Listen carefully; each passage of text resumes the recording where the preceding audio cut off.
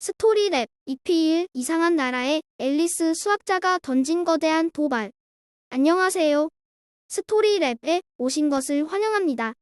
우리가 어릴 적 읽었던 동화 이상한 나라의 앨리스, 시계 보는 토끼, 말하는 카드 병정, 온통 말도 안 되는 환상으로 가득 찬 이 이야기가 사실은 당대 최고 지성들이 모인 대학 교정에서 태어난 고도의 학문적 도발이었다는 사실 알고 계셨나요? 오늘 스토리랩의 첫 번째 이야기에서는 동화라는 가면 뒤에 철저하게 숨겨진 수학과 미술, 그리고 영국의 진짜 역사를 완벽한 학술적 근거와 함께 파헤쳐봅니다. 1부 낮에는 수학 교수, 밤에는 동화 작가. 이상한 나라의 앨리스를 쓴 작가 루이스 캐롤의 본명은 찰스 루트위지 도지슨입니다.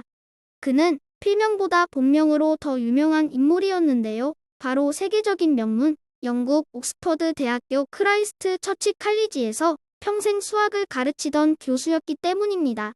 논리와 이성을 상징하는 수학 교수가 왜 이런 기괴하고 황당한 판타지를 썼을까요? 영국의 문학 연구가인 멜라니 베일리 박사가 옥스퍼드대 저널에 발표한 연구에 따르면 도지슨 교수는 유클리드 기하학처럼 눈에 보이고 증명 가능한 전통 수학을 맹신하던 보수적인 수학자였습니다. 당시 19세기 중반은 기하학의 절대적인 비례가 깨지고 눈에 보이지 않는 가상의 수나 추상적인 기호 체계가 막 태동하던 현대 수학의 격변기였습니다. 도지슨 교수는 이를 수학의 타락이라고 생각했고, 이 말도 안 되는 새로운 수학을 대중에게 비웃기 위해 소설 속 이상한 나라라는 배경을 빌려 문학적 풍자극을 완성한 것입니다. 2부 앨리스가 틀린 구구단, 사실은 정교한 진법 체계. 수학 교수로서의 도지슨의 면모가 가장 날카롭게 드러나는 장면이 바로 앨리스의 구구단 장면입니다. 앨리스는 이상한 나라에 떨어져 혼란스러워하며 구구단을 외우기 시작합니다. 4 곱하기 5는 12이고 4 곱하기 6은 13이야. 아, 이러다가 20까지도 못 가겠어. 우리가 일상에서 쓰는 십진법 체계에서는 명백한 오답입니다. 하지만 세계적인 수학 저술가 마틴 가드너가 그에 져서 주석 달린 앨리스에서 밝혀낸 바에 따르면 이것은 정교하게 계산된 수식입니다. 10진법의 4달러 아임스 5는 20달러를 18진법으로 변환해볼까요? 18진법에서는 숫자 18이 묶여 자릿수가 올라가므로 20은 18이 한 번 들어가고 2가 남는 수, 즉 12가 됩니다. 앨리스의 말대로 4달러 아임스 5는 12달러가 성립하는 것이죠. 그 다음 4달러 아임스 6은 24달러는 21진법으로 변환하면 정확히 13이 됩니다.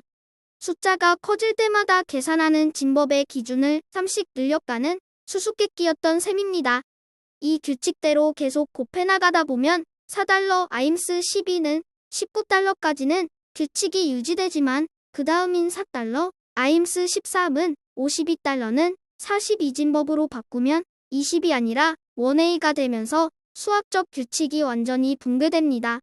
그래서 앨리스가 규칙이 깨지는 마지막 순간을 예견하고 이러다가 20까지는 못 가겠다라며 절망한 것입니다.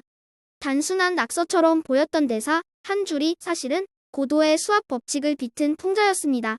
또한 앨리스의 몸이 커지거나 작아질 때 옷은 그대로이거나 비율이 맞지 않아 고통스러워하는 모습은 형태를 고정하지 않고 연장하거나 구부려도 본질이 같다고 보는 당시의 새로운 수학 사조인 사형기하학에 대한 수학 교수 도지슨의 노골적인 거부감의 표현이었습니다.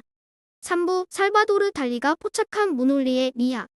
이 수학적인 모순과 기괴함은 훗날 미술사의 거장을 완전히 매료시킵니다. 바로 20세기 초현실주의의 대명사 살바도르 달리입니다. 1969년 달리는 랜덤 하우스 출판사의 제안으로 이상한 나라의 앨리스 한정판에 들어갈 12점의 사파를 직접 그립니다.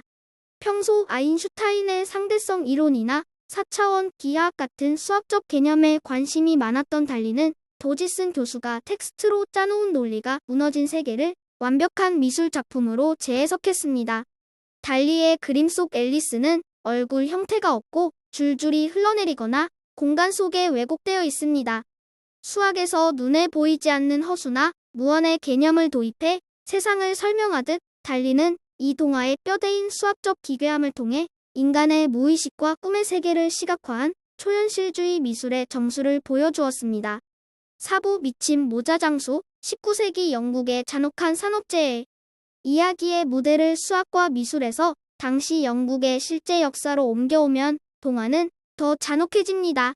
주인공만큼 유명한 캐릭터인 미침 모자장수 시종일관 엉뚱한 말을 하고 신경질적으로 행동하는 이 인물은 19세기 영국 빅토리아 시대의 비극적인 노동 환경을 고발하는 역사적 기록입니다.